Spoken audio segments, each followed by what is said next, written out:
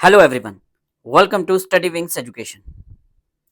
जैसे कि आप सबको पता है कि हमने आपकी रिक्वेस्ट पे मॉक टेस्ट स्टार्ट किए थे।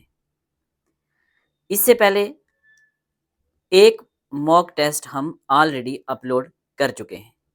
क्या बताया था मैंने आपको मॉक टेस्ट के लिए कि मेरे लिए सबसे बेस्ट मॉक टेस्ट को क्या होता है? बेस्ट मॉक टेस्ट होता है PYQs, मीन्स अलग अलग एग्जाम्स में आए हुए आपके सिलेबस के PYQs से बेस्ट मॉक टेस्ट कोई हो ही नहीं सकता। तो हमारे जो भी मॉक टेस्ट आ रहे हैं, एक ऑलरेडी आ चुका है, आज सेकंड मॉक टेस्ट है। कंटिन्यू रखेंगे हम ऑलमोस्ट 15 से लेके 20 मॉक टेस्ट हम कोशिश करेंगे आपके लिए लाने की और यहाँ एक्सप्लेन करने की। ठीक है, हमारे मॉक टेस्ट का सोर्स क्या है? सोर्स है हमारा PYQs। कौन से PYQs? अलग अलग एग्जाम्स में, जैसे कि असिस्टेंट प्रोफेसर, 10+2 लेक्चरर या UGC नेट, जो आपके सिलेबस है उसी के हिसाब से ऑल ओवर इंडिया में अलग अलग APs और लेक्चरर के एग्जाम्स में आए हुए क्वेश्चंस की कंपाइलेशन। ठीक है, आपने करना क्या है? आपने 1 से लेके 100 तक काउंटिंग लिखनी है और मेरे साथ साथ में क्वेश्चन सॉल्व करने हैं। ठीक है, एक नोटबुक ले लो, साथ में उसमें नंबरिंग लिख लो 1 से लेके 100 तक। जैसे फर्स्ट क्वेश्चन है तो पॉज करो, अपना आंसर लगाओ, उसके बाद मेरा आंसर सुनो। एक आंसर के साथ मैं 2-2, 3-3 इंपॉर्टेंट क्वेश्चन भी बताऊंगा। ठीक है, आपको समझ आ गया होगा। तो शुरू करते हैं। मोस्ट इंपॉर्टेंट क्वेश्चन है, बार बार एग्जाम में पूछा जाता है। Who among the following can remove the governor of a state from office? तो गवर्नर को कौन रिमूव कर सकता है? तो गवर्नर को कौन रिमूव कर सकता है? गवर्नर को रिमूव कर सकता है प्रेसिडेंट। और क्या क्या क्वेश्चन पूछा जा सकता है यहां से? आर्टिकल 155 और आर्टिकल 156, इंडियन कॉन्स्टिट्यूशन के आर्टिकल 155 और 156 कहते हैं कि गवर्नर को अपॉइंट कौन करेगा? गवर्नर को अपॉइंट करेगा प्रेसिडेंट, और गवर्नर तब तक अपना ऑफिस होल्ड कर सकता है जब तक प्रेसिडेंट चाहे। ठीक है, governor hold office during the pleasure of president. ठीक है, तो फर्स्ट क्वेश्चन का आंसर आ गया सी। आर्टिकल 155, 156 आपने याद रखने हैं। अपॉइंट कौन करता है?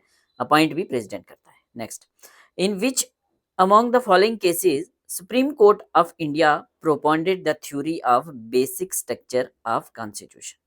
ठीक है, तो कौन सा केस था? वो केस है केशवानंद भारती केस, जो बेसिक स्ट्रक्चर डॉक्ट्राइन या theory of basic structure of constitution की बात करता है। क्या है ये? कि आप पार्लियामेंट ऑफ इंडिया कॉन्स्टिट्यूशन को अमेंड कर सकती है, किसी भी पार्ट को अमेंड कर सकती है, इवन फंडामेंटल राइट्स को अमेंड कर सकती है, बट बेसिक स्ट्रक्चर जो है वो चेंज नहीं होना चाहिए। बेसिक स्ट्रक्चर क्या है? हम ऑलरेडी आपको पढ़ा चुके हैं। ठीक है, जो चीज़ें प्रियम्बल में मेंशन है वो ही ऑलमोस्ट वही चीज़ें हैं basic structure.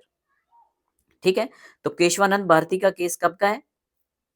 Keshavananda Bharti case अगर टाइम पूछा जाए तो कब का है, आप मुझे कमेंट सेक्शन में बताएंगे। कब का है मैं ही बता देता हूँ, 1973 क्वेश्चन क्योंकि पूछा जाता है। केशवानंद भारती केस मैच करने के लिए आए 1973। ठीक है, चलिए question number 3। 52nd amendment to the constitution of India is most closely related to? 52nd number का कॉन्स्टिट्यूशनल अमेंडमेंट किसके रिलेटेड है? बहुत इंपॉर्टेंट क्वेश्चन है। किसके रिलेटेड है? ये है extension of reservation in government jobs? नहीं, नहीं। ठीक है, provision for special status to Tripura? नहीं। Provision for increasing age? न। Provision against political defections? इसके द्वारा क्या आया था? क्या क्या याद रखना है यहाँ से? 52nd अमेंडमेंट, टाइम 1985, किसकी गवर्नमेंट थी? कांग्रेस की। प्राइम मिनिस्टर कौन थे लाने वाले? राजीव गांधी। क्या लाया था इन्होंने? इन्होंने 10th शेड्यूल लाया था। 10th शेड्यूल किस अमेंडमेंट में आया था 52nd अमेंडमेंट 1985। क्या बात करता है? ये बात करता है एंटी डिफेक्शन लॉ की। क्या है एंटी डिफेक्शन लॉ? अगर कोई जीता हुआ एमएलए या एमपी पार्टी छोड़ता है तो उसकी एमएलए शिप या एमपी शिप खत्म हो जाएगी। ठीक है, चलिए आगे। ये सिर्फ क्वेश्चन नहीं है, पूरे का पूरा मैं साथ में कंसेप्ट बता रहा हूँ, 3-4 इंपॉर्टेंट क्वेश्चन बता रहा हूँ। अपने आप में ये 100 क्वेश्चन मीन्स 100 टॉपिक्स हैं। Which among the following are the three types of services envisaged in the Constitution of India? तो कौन सी हैं? यहाँ कुछ समझने वाला नहीं है, आपको पता है। All India services, central services और state services. Question number 5. In which year Goa was formally assimilated in the territories of India by 12th Amendment, which made Goa दमन दियो a UT? ये बहुत इंपॉर्टेंट क्वेश्चन है। यहाँ एक question नहीं, यहाँ कम से कम 5 क्वेश्चंस बनते हैं। क्या क्या? गोवा जो था उसको इंडियन यूनियन के साथ कब जोड़ा गया था? पूरी चीज हम जान लेते हैं। ठीक है, सबसे पहला क्वेश्चन पूछा जाता है, हिस्ट्री में मोस्टली पूछा जाता है कि गोवा किसके कब्जे में था? क्या वो इंग्लिश के कब्जे में था, वो फ्रेंच के कब्जे में था, या वो पुर्तगालियों के कब्जे में था? तो गोवा, दमन एंड दियो ये थे पुर्तगालियों के कब्जे में। ठीक है, पोर्तुगीज के कब्जे में थे। ठीक है, सबसे पहले इंडिया में कौन आए थे? सबसे पहले इंडिया में आए थे पोर्तुगीज। पुर्तगाली आए थे ना, वास्को डी गामा। ठीक है, तो गोवा, दमन दियो ये किसके पास था? ये थे पुर्तगालियों के पास। फर्स्ट क्वेश्चन कि जब हम 1947 में आज़ाद हुए हैं, क्या ये तब आज़ाद हुए थे? नहीं, 1961 में, दिसंबर 1961 में यहाँ से पुर्तगाली छोड़कर चले गए थे। ठीक है, कब? 1961 में यहाँ से पुर्तगालियों को हमने यहाँ से निकाल दिया था। तो 1961 में गोवा, दमन दियो और पुर्तगाली आज़ाद तो हो गए, बट 1961 इसका आंसर नहीं होगा। क्यों? क्योंकि फॉर्मल तरीके से कोई कॉन्स्टिट्यूशनल अमेंडमेंट करके हमें कॉन्स्टिट्यूशन में लाया होगा, तो दिसंबर में तो सेशन ज़रूरी नहीं उस दिन बैठा हुआ होगा और एक ही दिन में हो जाएगा। तो 1961 में ये लोग चले गए। उसके नेक्स्ट ईयर 12 नंबर का कॉन्स्टिट्यूशनल अमेंडमेंट था, 12th कॉन्स्टिट्यूशनल अमेंडमेंट 1962 ये पूछा जाता है, जिसमें गोवा और दमन एंड दियो को यूटी बनाया गया था। ये एक ही यूटी थी। Next important question. ठीक है, गोवा एक यूटी थी, याद रखना। गोवा, दमन दियो ये एक यूटी हुआ करती थी। उसके बाद 1987 में गोवा स्टेट बन गई थी। गोवा स्टेट कब बना? 1987 में। ठीक है, आज के टाइम में इंडिया का स्मॉलेस्ट स्टेट कौन सा है एरिया के हिसाब से? अगर पूछा जाए एरिया के हिसाब से तो गोवा है, अगर पूछा जाए पॉपुलेशन के हिसाब से तो सिक्किम है। ठीक है, Sikkim first fully organic state भी है इंडिया का। तो इतने क्वेश्चन आपको याद रखने हैं। चलिए आगे, इसका आंसर क्या होगा? सी, 1962। समझ आ गया होगा आपको। नेक्स्ट है, once a budget has been presented in the parliament the government has to get all money bills related to the union budget passed within। एक बार जब बजट प्रेजेंट हो जाता है पार्लियामेंट में तो सरकार को सारे के सारे मनी बिल्स जो हैं वो कितने टाइम में पास करने होते हैं? वेरी वेरी इंपॉर्टेंट, 1000 बार रिपीट होता है। तो 75 डेज के अंदर रिटर्न करने होते हैं। 75 डेज के अंदर सारे के सारे जो मनी बिल्स हैं वो क्या करने होते हैं? वो पास करने होते हैं, नॉट रिटर्न। हाँ, रिटर्न के लिए क्या याद रखना है? मनी बिल के लिए, मनी बिल जो है वो आपको पता है सिर्फ और सिर्फ लोकसभा में पास होता है। राज्यसभा के पास कोई ज़्यादा पावर होती नहीं, सिर्फ वो मतलब सजेशन दे सकते हैं। अगर एक बिल लोकसभा में पास हो गया मनी बिल, तो राज्यसभा मैक्सिमम 14 डेज तक अपने पास रख सकता है। ये 14 डेज इंपॉर्टेंट है। ठीक है, मनी बिल 14 डेज से ज़्यादा राज्यसभा अपने पास नहीं रख सकता। 75 डेज के अंदर अंदर ये पास करना होता है पार्लियामेंट में, एक बार जब बजट प्रेजेंट हो जाए। ठीक है, चलिए next. Which of the following were the first 2 states in India which established Panchayati Raj in 1956? ठीक है, पंचायती राज एक्चुअल में जो ये एक्ट है ये इम्प्लीमेंट 1959 में हुआ था। ये डेट आपको याद रखनी है। ठीक है, कब हुआ था? पूछा है कौन सी 2 स्टेट्स में सबसे पहले पंचायती राज आया था? तो सबसे पहले आया था राजस्थान में, फिर आया था आंध्र प्रदेश में, इसका आंसर होगा बी। एग्ज़ैक्ट कब इम्प्लीमेंट हुआ था? तो 2 अक्टूबर 1959 में। पूछा जाता है इंडिया का फर्स्ट डिस्ट्रिक्ट कौन-सा था? तो फर्स्ट डिस्ट्रिक्ट था नागौर डिस्ट्रिक्ट। कहाँ का डिस्ट्रिक्ट था? राजस्थान का। सेकंड स्टेट कौन-सी बनी? आंध्र प्रदेश बनी। ठीक है? राजस्थान एंड आंध्र प्रदेश। तो राइट आंसर क्या हो गया इसका? बी। ठीक है? चलिए। Which of the following political party of India has election symbol almost close to the election symbol of Republican Party of India? Very important. कौन सी इंडिया की पॉलिटिकल पार्टी है? क्वेश्चन आया हुआ है एग्जाम में, इसलिए इंपॉर्टेंट है ये। इंडिया की कौन सी पॉलिटिकल पार्टी है जिसका इलेक्शन सिंबल ऑलमोस्ट सिमिलर है रिपब्लिकन पार्टी ऑफ यूएसए के साथ? तो ये पार्टी कौन सी है? ये पार्टी है बहुजन समाज पार्टी। बहुजन समाज पार्टी का इलेक्शन सिंबल क्या है? एलिफेंट, हाथी। ठीक है? तो रिपब्लिकन पार्टी ऑफ यूएसए का भी हाथी है, ऑलमोस्ट उसी की तरह सिंबल मिलता जुलता है, सेम ही है, दोनों का हाथी है। सही, ठीक है। उसके बाद कांग्रेस का सिंबल क्या है? हाथ, हैंड।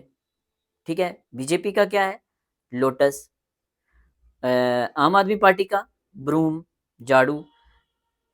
नेशनल पार्टीज कितनी हैं और उनका सिंबल आपको पता होना चाहिए। चलिए। Via which among the following amendment of the Constitution the territories of Goa, Daman, Diu were incorporated in the Indian Constitution? अभी हमने ऊपर बात की कि दमन, दियो और गोवा एक यूटी बनाए गए थे। इंडिया के यूनियन में उनको लाया गया था, बट एक यूटी बनी थी। तो कब गए थे पुर्तगाली? 1961 में। तो कब बना था? इनको इनकॉर्पोरेट किया था तो 12th कॉन्स्टिट्यूशनल अमेंडमेंट 1962। ठीक है। अंग्रेज कब जाते हैं? 1947 में इंडिया से। उसके बाद फ्रांस वाले जाते हैं, फ्रेंच, 1954 में। फ्रेंच की एक इंपॉर्टेंट कॉलोनी कौन सी थी? पुडुचेरी। पुडुचेरी में कितने डिस्ट्रिक्ट हैं आज के टाइम में? 3 डिस्ट्रिक्ट। कितने स्टेट्स में है ये? अलग अलग स्टेट्स में, 3 स्टेट्स में। कौन कौन से डिस्ट्रिक्ट हैं आप मुझे बताएं। चलिए। The vice president of India is elected by electoral college consisting of. तो वाइस प्रेसिडेंट ऑफ इंडिया को इलेक्ट करने के लिए जो इलेक्टोरल कॉलेज होता है वो उसमें कौन कौन होता है? ठीक है। तो कौन कौन होता है उसमें? वाइस प्रेसिडेंट के इलेक्शन में होता है लोकसभा और राज्यसभा। ठीक है। क्वेश्चन बनता है कि प्रेसिडेंट का जो इलेक्टोरल कॉलेज होता है वहां भी सिंगल ट्रांसफरेबल वोट के द्वारा इलेक्ट किया जाता है, तो वाइस प्रेसिडेंट भी। तो प्रेसिडेंट के इलेक्शन और वाइस प्रेसिडेंट के इलेक्शन में क्या फर्क होता है? प्रेसिडेंट के इलेक्शन में लोकसभा राज्यसभा के इलेक्टेड मेंबर पार्टिसिपेट करते हैं और साथ साथ में elected member of legislative assembly, मतलब एमएलएज, स्टेट्स के एमएलएज और राज्यसभा के एमपीज, लोकसभा के एमपीज। बट इसमें नॉमिनेटेड एमपीज पार्टिसिपेट नहीं करते प्रेसिडेंट के इलेक्शन में। वाइस प्रेसिडेंट के इलेक्शन में एमएलए भी पार्टिसिपेट नहीं करते, सिर्फ लोकसभा और राज्यसभा पार्टिसिपेट करते हैं। और इसके सारे मेंबर मींस इलेक्टेड और नॉमिनेटेड दोनों करते हैं। ठीक है। तो 10 के साथ आंसर क्या होगा? 1 एंड 2। समझ आ गया? चलिए। With respect to the president of India which of the following statements are correct? तो प्रेसिडेंट के लिए स्टेटमेंट पूछ लिए। Person who has been president of India is eligible for immediate re election. तो हाँ, इंडिया का प्रेसिडेंट जो एक बार है वो दूसरी बार भी इलेक्शन लड़ सकता है, कोई भी लिमिट नहीं है। 2 बार, 3 बार, 4 बार, हमारे यहाँ कोई लिमिट नहीं है। ठीक है। जैसे यूएसए में 2 बार ही प्रेसिडेंट बन सकता है, यहाँ ऐसी लिमिट नहीं है। तो फर्स्ट स्टेटमेंट करेक्ट है। Second, a person can not hold the office of president of India for more than 2 consecutive terms. ऐसा तो नहीं है, जब इलेक्शन लड़ सकता है तो 2 बार जीते, 4 बार, 5 बार, ऐसा कुछ नहीं है। तो ये स्टेटमेंट गलत होगी। तो पूछा क्या है? करेक्ट स्टेटमेंट कौन सी है? तो करेक्ट स्टेटमेंट कौन सी होगी? सिर्फ एक। तो क्या आंसर होगा? ओनली 1। ठीक है। चलिए। The power to vote for public expenditure rest in India with. Vote for public expenditure, public expenditure मतलब जनता का पैसा है, तो पावर किसके पास रहेगी? जो जनता के डायरेक्टली चुने हुए लोग हैं वो कहाँ कहाँ हैं? लोकसभा में। राज्यसभा के पास तो होगी नहीं। और लेजिस्लेटिव असेंबली में, कौंसिल में तो होगी नहीं, क्योंकि इनडायरेक्ट, वे डायरेक्ट जनता के चुने हुए नहीं है। तो 1 और 3 होगा इसका राइट आंसर। 1 एंड 3 किस में है? 1 एंड 3 है बी में। ठीक है, तो 12 के साथ आएगा आपका बी राइट आंसर। चलिए, हाँ, कमेंट सेक्शन में बता दें यार कि मज़ा आ रहा है, नहीं, अच्छे क्वेश्चन हैं या नहीं है, इसको कंटिन्यू करना चाहिए या नहीं, आपको बेनिफिट हो रहा है या नहीं। और एक हमने आपके लिए क्विक रिवीजन नोट्स बनाए हैं। जेकेपीएससी 10+2 लेक्चरर पॉलिटिकल साइंस का जो आपका सिलेबस है, as per syllabus A to Z हमने कंप्लीट सिलेबस कवर किया है, बट सिर्फ और सिर्फ लास्ट मिनट रिवीजन के लिए, लास्ट मिनट रिवीजन के लिए आपने करना क्या है, आपने डिस्क्रिप्शन में आपको एक लिंक मिलेगा, वहाँ आपने लिंक में क्लिक करना है और वहाँ जाके आपने वो complete revision notes almost 140 pages हैं, वो आपने परचेज कर लेने हैं, बड़ी कम, बहुत कम प्राइस है। ठीक है, इनको आप प्रिंट निकालेंगे तो ऑलमोस्ट फ्रंट बैक 70 पेजेस निकलेंगे। ठीक है, सिर्फ ये रिवीजन नोट्स हैं, डिटेल नोट्स नहीं है। Consider the following statement, deputy speaker and speaker may resign by writing to each other. तो हाँ, डिप्टी स्पीकर स्पीकर को रिजाइन कर सकता है, स्पीकर डिप्टी स्पीकर को कर सकता है, बिल्कुल सही है statement. Attorney general and solicitor general may resign by writing to each other, तो ऐसा तो नहीं है, तो ये स्टेटमेंट गलत हो गई। तो क्या पूछा है, करेक्ट कौन सी है, तो ओनली वन। ठीक है, ओनली वन। जैसे प्रेसिडेंट वाइस प्रेसिडेंट को रिजाइन कर सकता है, वाइस प्रेसिडेंट प्रेसिडेंट को, ऐसे ही स्पीकर डिप्टी स्पीकर को, डिप्टी स्पीकर स्पीकर को। President of India can nominate dash member in Lok Sabha and dash member in Rajya Sabha. बड़ा इंपॉर्टेंट क्वेश्चन है, एग्जामिनर का फेवरेट क्वेश्चन हुआ करता था। तो पहले क्या होता था, दो लोकसभा में मेंबर को नॉमिनेट कर सकता था प्रेसिडेंट, एंग्लो इंडियंस को, बट 2020 में इसको खत्म कर दिया गया था। आज के टाइम में दो एंग्लो इंडियन नहीं नॉमिनेट होते। राज्यसभा में कितने मेंबर को नॉमिनेट करता है, तो राज्यसभा में करता है 12 मेंबर्स को। जम्मू एंड कश्मीर से कोई है, हाँ, कौन है, एक नॉमिनेटेड मेंबर है जम्मू एंड कश्मीर से, इंजीनियर गुलाम अली खटाना, ये बठिंडी से आते हैं। ठीक है, तो इसका आंसर क्या होगा, इसका आंसर होगा 0 एंड 12। ठीक है, ये पुराना क्वेश्चन है, तो 0 लोकसभा में और 12 राज्यसभा में। राज्यसभा में कौन होते हैं, कोई लिटरेचर में एक्सपर्ट होता है, कोई सोशल एक्टिविस्ट होता है, कोई आर्ट में, लिटरेचर में, या कोई आर्टिस्ट, कोई स्पोर्ट्स का एक्सपर्ट, साइंस का एक्सपर्ट, या कोई सोशल सर्विस में एक्सपर्ट, नॉन पर्सनैलिटी जिसने बड़े लेवल पे काम किया हो। Jurisdiction covering the Andaman and Nicobar island fall under, very very important. Andaman and Nicobar हमारा एक हम यूटी है, 28 स्टेट्स हैं हमारी, 8 यूटीज़ हैं, 8 यूटीज़ में से एक यूटी अंडमान एंड निकोबार है। ठीक है, 8 यूटीज़ में से सिर्फ 3 यूटीज़ ऐसी हैं जिनके पास लेजिस्लेटिव असेंबली है। कौन कौन सी, Jammu and Kashmir, Delhi and Puducherry. Andaman and Nicobar की कैपिटल है पोर्ट ब्लेयर। और अंडमान और निकोबार का पूछा है कि इनका अपना हाई कोर्ट नहीं है, ये कौन से हाई कोर्ट के अंडर आते हैं, तो वेरी वेरी इंपॉर्टेंट। आपको क्या लगता होगा, आपको लगता होगा साउथ इंडिया में है, तुक्का मारोगे तो गलत कर दोगे। अब तुक्का मारोगे तो आपको लगेगा मद्रास के अंडर आते हैं, ऐसा ही लगेगा ना, बट ऐसा नहीं है, ये आते हैं कलकत्ता हाई कोर्ट के अंदर। A circuit bench of Calcutta high court at port Blair, very very important. और यहाँ से क्या क्या क्वेश्चन पूछे जा सकते हैं, यहाँ से 4-5 क्वेश्चन बन सकते हैं इस पैटर्न पे। कौन कौन से, अभी बात करते हैं। सबसे पहले अंडमान निकोबार का जो हाई कोर्ट है वो कॉमन हाई कोर्ट है, किसका, वेस्ट बंगाल का। Calcutta high court, Calcutta high court oldest high court है इंडिया का ओल्डेस्ट हाई कोर्ट है कलकत्ता हाई कोर्ट।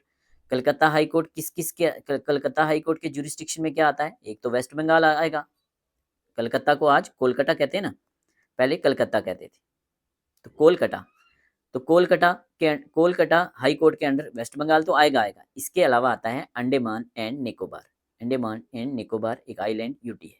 ठीक है, इसके अलावा और क्वेश्चन क्या आता है, क्या पता होना चाहिए, Jammu and Kashmir high court, तो Jammu and Kashmir high court common high court है जम्मू एंड कश्मीर यूटी का और लद्दाख यूटी का। 2 क्वेश्चन। तीसरा, आपसे पूछा जा सकता है लक्षद्वीप किस हाई कोर्ट की जुरिस्डिक्शन में आता है, तो लक्षद्वीप आता है केरला हाई कोर्ट की जुरिस्डिक्शन में, लिखते रहो साथ में, केरल हाई कोर्ट की जुरिस्डिक्शन में।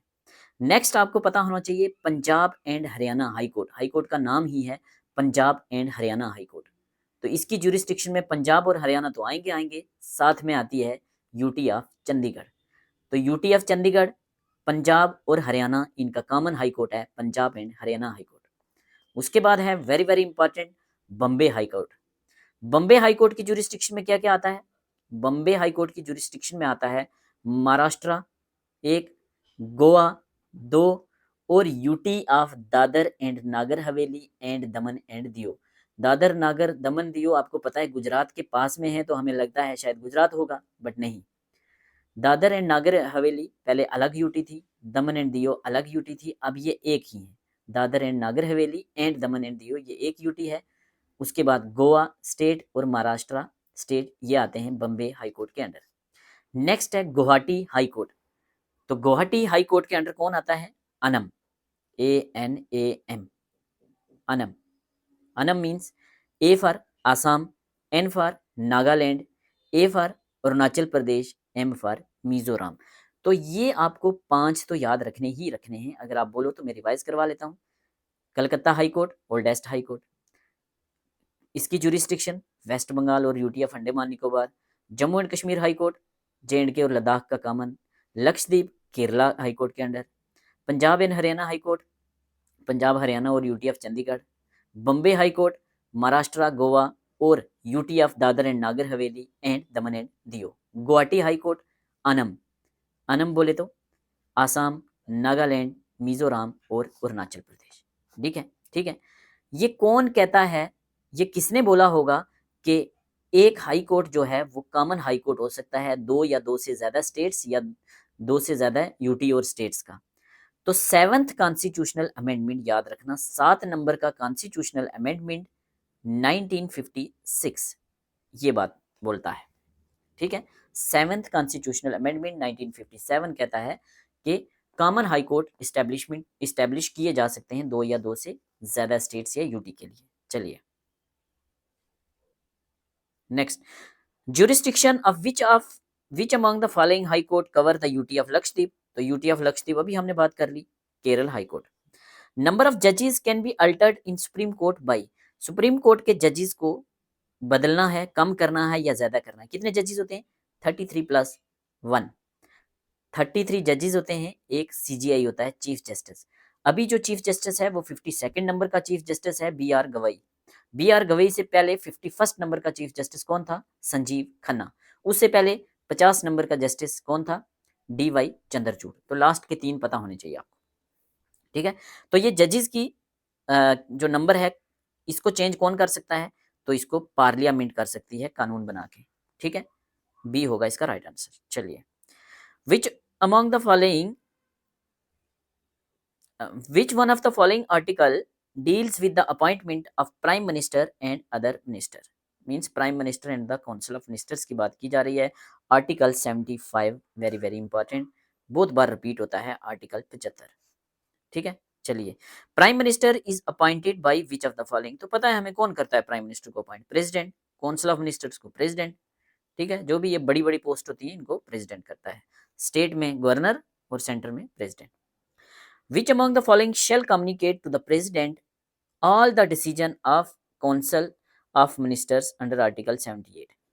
तो मैंने आपको पहले बताया था कि काउंसिल ऑफ मिनिस्टर्स और प्रेसिडेंट के बीच में जो कनेक्टिंग लिंक होता है वो होता है प्राइम मिनिस्टर। किस आर्टिकल में आता है? आर्टिकल 78। ये आर्टिकल भी इंपॉर्टेंट है, सारे आर्टिकल नहीं याद रखने होते, जो जो इंपॉर्टेंट है मैं बताता हूँ। आर्टिकल 78 इंपॉर्टेंट है, 75 इंपॉर्टेंट है। ठीक है, चलिए, total number of ministers including prime minister shall not exceed. तो टोटल नंबर ऑफ मिनिस्टर कितने होने चाहिए प्राइम मिनिस्टर को डाल के? तो 15% of Lok Sabha, 15% of lower house या हाउस ऑफ पीपल, 10% नहीं है। अगर कोरम पूछा जाए तो वो 10% होगा। अगर पूछा जाए मंत्री कितने बनेंगे तो वो होगा 15% ऑफ द लोकसभा। कौन से कॉन्स्टिट्यूशनल अमेंडमेंट ने बोला था कि 15% होने चाहिए? ये बोला था 91st कॉन्स्टिट्यूशनल अमेंडमेंट ने। कब का था ये? 91st कॉन्स्टिट्यूशनल अमेंडमेंट था, आई थिंक आप मुझे बताएंगे। 2000 एग्जैक्ट मुझे याद नहीं आ रहा, 2000 8 का था या 4-5 का था, ये आप मुझे बताएँगे। मुझे याद नहीं आ रहा एग्ज़ैक्ट, ठीक है? बट 15% है 91st नंबर का कॉन्स्टिट्यूशनल अमेंडमेंट है। 2000 के बाद ही आया था। 2003, 4, 5 या ऐसे ही कुछ था, एग्ज़ैक्ट नहीं पता मुझे, सॉरी उसके लिए। अभी कितने हम 15% बोला मैंने, तो कितनी है स्ट्रेंथ अभी?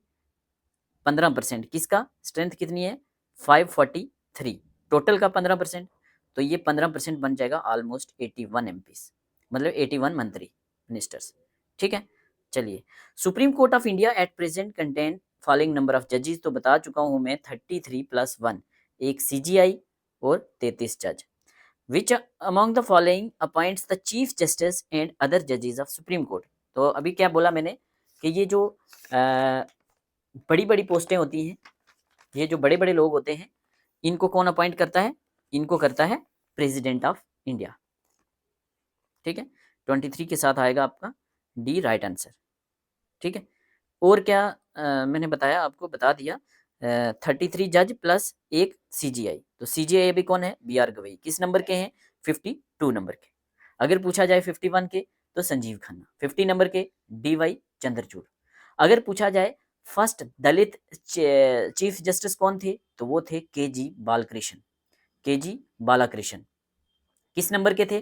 37 नंबर के थे। 2007 से 10 तक ये रहे थे। रिटायरमेंट के बाद ये नेशनल ह्यूमन राइट कमीशन के चेयरमैन भी बने थे, ठीक है? तो फर्स्ट दलित मैंने गलत बोल दिया शायद, आई थिंक फर्स्ट दलित अगर पूछा जाए तो वो है के जी बालकृष्ण। सेकंड दलित पूछा जाए तो B R Gavai. First Buddhist पूछा जाए तो बी आर गवई। अगर मैंने ऊपर गलत बोल दिया होगा तो उसके लिए माफ़ी चाहता हूँ, स्लिप ऑफ टंग की वजह से हो जाता है। चलिए next, which of the following are the powers of the supreme court. तो ओरिजिनल ज्यूरिस्डिक्शन होती है, एपिलिएट ज्यूरिस्डिक्शन भी होती है, अपॉइंटमेंट कर सकता है अडॉक जजेस को। जब जज अगर जजेस की रिक्वायरमेंट है तो उनको टेम्परेरी सुप्रीम कोर्ट उनको एज अडॉक जजेस मीन एज कंट्रेक्चुअल जजेस कुछ स्पेन ऑफ टाइम के लिए 2 साल 3 साल ऐसे अपॉइंट कर सकता है। ये पावर सुप्रीम कोर्ट के पास है। जुडिशियल रिव्यू की पावर सुप्रीम कोर्ट के पास है। तो ऑल ऑफ द अबव ये हम पढ़ चुके हैं। Which article of the constitution of India provides the composition and jurisdiction of supreme court of India. तो कौन सा आर्टिकल है जो बात करता है कंपोजिशन और jurisdiction supreme court of India की? तो कौन सा है ये आप याद रखेंगे। 1 को डबल करें तो 1 का डबल 2, 2 का डबल 4, याद रखना। 1 का डबल 2, 2 का डबल 4, 1 2 4, 1 2 4, ठीक है? National judiciary appointment commission NGAC consist of following persons. ये आज नहीं है, इसको सुप्रीम कोर्ट ने नल एंड वाइड कर दिया था, तो यहाँ से जुड़े हुए क्वेश्चन आ सकते हैं। तो एक नेशनल जुडिशरी अपॉइंटमेंट कमीशन हुआ करती थी। कब आई थी ये आई थी 99th कॉन्स्टिट्यूशनल अमेंडमेंट एक्ट 2014 में भारतीय जनता पार्टी लेकर आई थी, ठीक है? इसमें क्या लाया था? NGAC में कौन थे, कितने मेंबर थे? तो टोटल 6 मेंबर हुआ करते थे। 6 मेंबर कौन कौन से? सबसे पहले एक होंगे CJI chief justice of India और 2 होंगे सीनियर मोस्ट जज। तो CJI तो ठीक हो गया, 2 सीनियर मोस्ट जज सुप्रीम कोर्ट के, और साथ में इसके होगा union minister of law and justice, ठीक है? इसके अलावा दो पर्सनैलिटीज को, 2 नॉन पर्सनैलिटीज को नॉमिनेट कर सकता है कौन? 2 पर्सनैलिटीज को नॉमिनेट कर सकते हैं मिलके prime minister, chief justice of India और लीडर ऑफ अपोजिशन। तो टोटल कितने हो गए? 6, ठीक है? एक तो 2 1 3, 3 1 4, तो 2 पर्सन जो हैं वो कोई एक्सपर्ट पर्सन, नॉन पर्सनैलिटीज जिनको नॉमिनेट किया जा सकता है 3 साल के लिए। कौन करेगा इसको? एक प्राइम मिनिस्टर होगा, एक चीफ जस्टिस ऑफ इंडिया और एक लीडर ऑफ अपोजिशन होगा। और जो ये 2 पर्सन होंगे इनमें से एक जो है वो एटलीस्ट या तो SC होना चाहिए या ST होना चाहिए या फीमेल होनी चाहिए। ये आज कानून नहीं है, इसको सुप्रीम कोर्ट ने नल एंड वाइड कर दिया था। बोला था कि ये बेसिक स्ट्रक्चर डॉक्ट्राइन को वायलेट कर रहा है। याद रखो, याद करो 1973 वाला केशवानंद भारती केस, ठीक है? वायलेट कर रहा है बेसिक स्ट्रक्चर डॉक्ट्राइन को। तो क्या है इसकी जगह आज के टाइम में? वापस रीइंस्टेट कर दिया गया था पुराना सिस्टम। पुराना सिस्टम क्या था? Collegium system. Collegium system. अब कोलिजियम सिस्टम क्या करता है? पूछा जाएगा आपको। कोलिजियम पूछा जाता है कि सुप्रीम कोर्ट और हाई कोर्ट के जजेस की अपॉइंटमेंट कैसे की जाती है? तो वो की जाती है कोलिजियम सिस्टम के द्वारा। कोलिजियम सिस्टम भी अलग-अलग होते हैं। सुप्रीम कोर्ट के और हाई कोर्ट के जजेस की अपॉइंटमेंट और ट्रांसफर दोनों की जाती है कोलिजियम सिस्टम के द्वारा। अब सुप्रीम कोर्ट के लिए कोलिजियम सिस्टम अलग होता है, जिसको सुप्रीम कोर्ट कोलिजियम कहते हैं। हाई कोर्ट के लिए अलग होता है, जिसको हाई कोर्ट कोलिजियम कहते हैं। सुप्रीम कोर्ट के कोलिजियम में कौन-कौन होता है? तो सुप्रीम कोर्ट के कोलिजियम में होता है CJI plus C1 J2 I3 याद रखेंगे। सीजेआई प्लस 4 सीनियर मोस्ट जज होते हैं। 4 CJI chief justice of India plus 4 senior most जज। तो 4 एक 5 मेंबर होते हैं सुप्रीम कोर्ट के कोलिजियम में। हाई कोर्ट के कोलिजियम जो है, हाई कोर्ट के जजेस की ट्रांसफर और अपॉइंटमेंट करता है। तो उसमें कितने पर्सन होते हैं? उसमें एक chief justice of high court और 2 सीनियर मोस्ट जज। ये भी डायरेक्टली नहीं कर सकते, ये रिकमेंड करेंगे।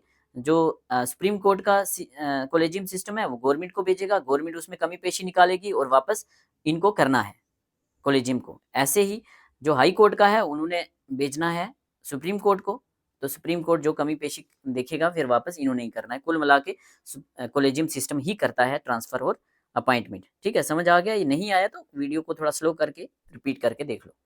बहुत इंपॉर्टेंट चीज़ें हैं, मैं ज़्यादा टाइम इसीलिए लगा रहा हूँ।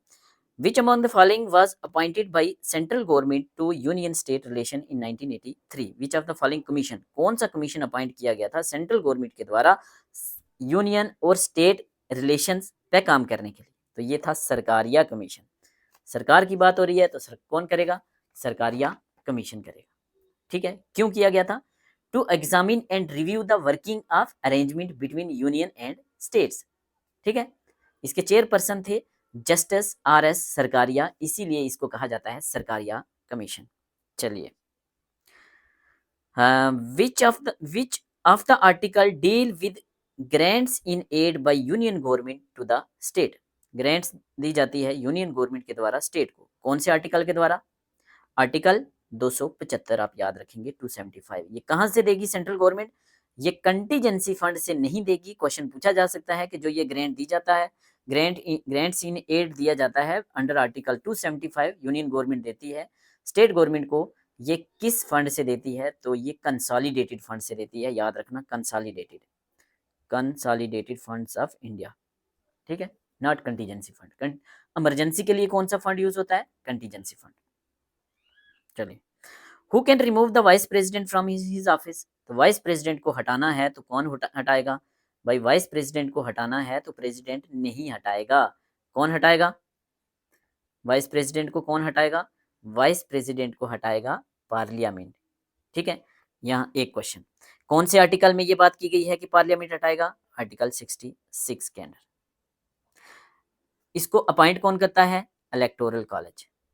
कौन कौन उसमें कौन कौन होता है? सिर्फ लोकसभा और राज्यसभा। बट लोकसभा और राज्यसभा के नॉमिनेटेड मेंबर भी, लोकसभा में तो मेंबर है ही नहीं नॉमिनेटेड, अब 2020 से खत्म हो गए, तो राज्यसभा के 20 मेंबर। कैसे होता है? By single transferable vote. ठीक है, प्रेसिडेंट और वाइस प्रेसिडेंट में डिफरेंस फिर से याद रखना।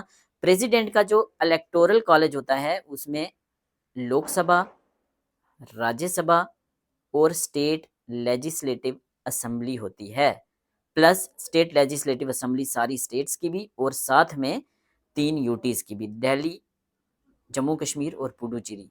बट यहाँ सिर्फ और सिर्फ इलेक्टेड मेंबर ही होते हैं, नॉमिनेटेड नहीं होते। जबकि लोकसभा में जबकि वाइस प्रेसिडेंट के इलेक्शन में लोकसभा और राज्यसभा के सारे मेंबर होते हैं इंक्लूडिंग नॉमिनेटेड। समझ आ गया होगा? चलिए आगे। ठीक है, एक मिनट।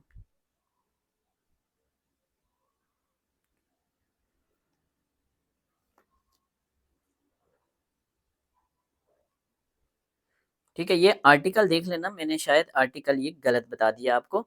आर्टिकल 66 नहीं होता, ये आर्टिकल होता है 67B। अच्छा, किसकी बात कर रहा हूँ? Who can remove? Vice president के लिए तो ठीक है, वाइस प्रेसिडेंट को, एक मिनट, थोड़ा सा मैं कंफ्यूज हो गया हूँ।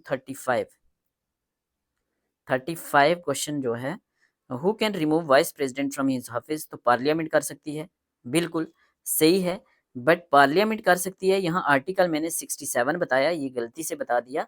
आर्टिकल 67 का सेक्शन बी है, याद रखना 67 का बी है, ये 66 नहीं है, सॉरी इसके लिए। चलिए, the term of office of vice president is, तो वाइस प्रेसिडेंट कितने से लिए होता है? 5 साल के लिए होता है, कहानी खत्म, इजी, ठीक है। और जब ऊपर बात कर रही थी वाइस प्रेसिडेंट को हटाने की, तो उसको वाइस प्रेसिडेंट को हटाने के लिए जो रेजोल्यूशन है वो सिर्फ राज्यसभा में लाया जाता है, लोकसभा में नहीं। ये क्वेश्चन भी पूछा जाता है। और वाइस प्रेसिडेंट को 14 दिन का नोटिस जो है वो दिया जाता है। तो 3 क्वेश्चन यहाँ से बन गए, ठीक है। ये क्यों? क्योंकि वाइस प्रेसिडेंट जो होता है वो एक्स ऑफिशियो चेयरपर्सन होता है राज्यसभा का। तो पूछा जाता है एक्स ऑफिशियो चेयरपर्सन राज्यसभा का कौन होता है? तो ये होता है वाइस प्रेसिडेंट, ठीक है। जो वाइस प्रेसिडेंट बनेगा वो ऑटोमेटिकली राज्यसभा का चेयरपर्सन भी बन जाएगा। 5 साल के लिए बनता है। इसको हटाना हो तो पार्लियामेंट हटाएगी। आर्टिकल 67 के सेक्शन बी में ये बात बोली गई है, ठीक है। और रेजोल्यूशन सिर्फ और सिर्फ कहाँ पास होगा? होगा राज्यसभा में। कितने दिन का नोटिस देना होगा? 14 दिन पहले नोटिस देना होगा कि हम आपको हटाने वाले हैं, आपके खिलाफ रेजोल्यूशन लाने वाले हैं।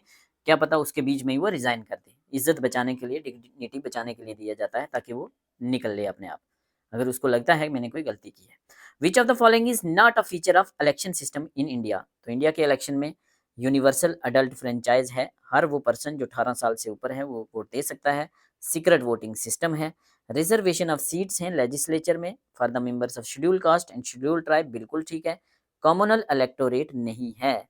कॉमनल इलेक्टोरेट जो है 1909 में सबसे पहले मुस्लिम्स को दिया गया था कॉमनल इलेक्टोरेट। कॉमनल इलेक्टोरेट और रिजर्वेशन में क्या डिफरेंस है? अगर शेड्यूल कास्ट के लिए कॉमनल इलेक्टोरेट होता तो क्या होता?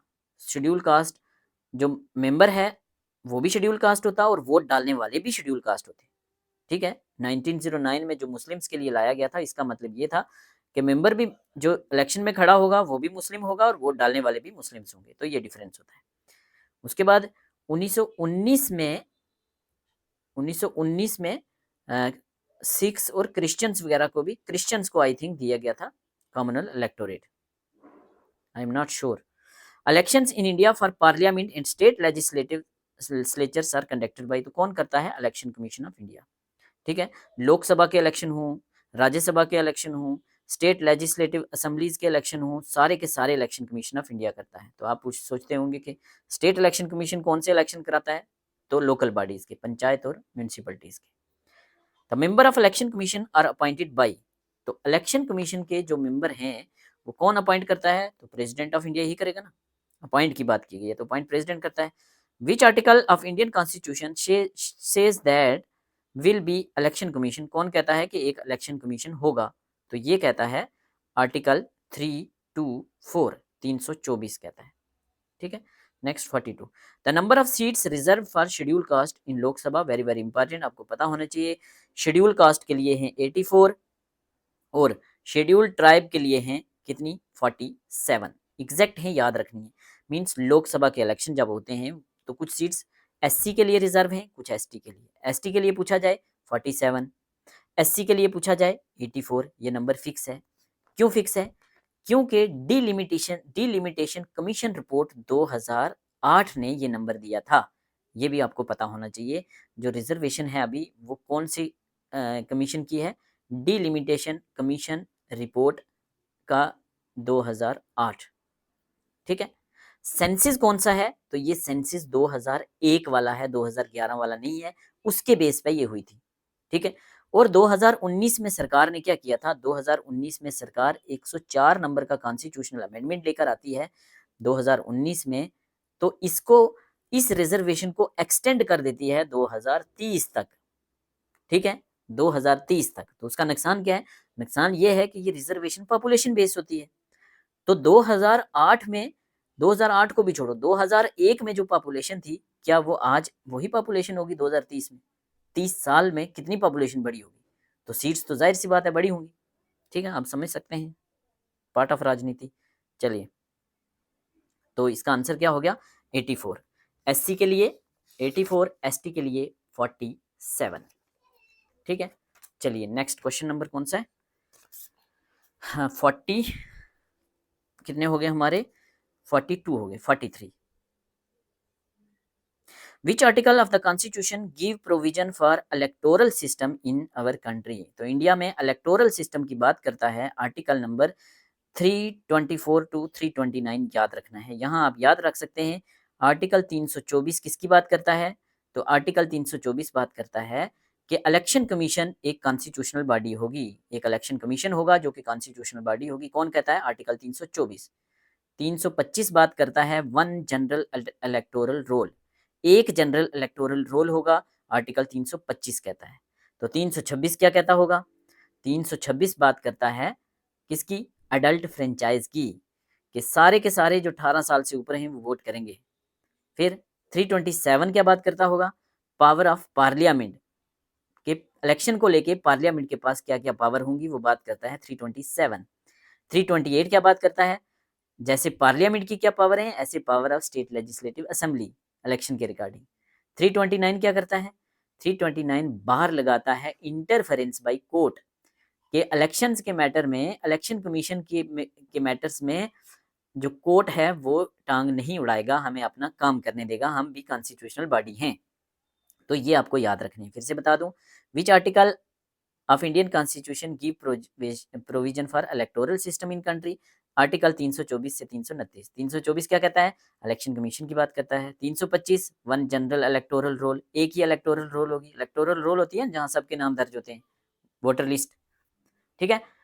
उसके बाद 326 अडल्ट फ्रेंचाइज, 18 साल से ऊपर सब वोट देंगे। 327 power of parliament. 328 power of state legislative assembly. 329 bar to interference by courts in matters of election commission of India, ठीक है।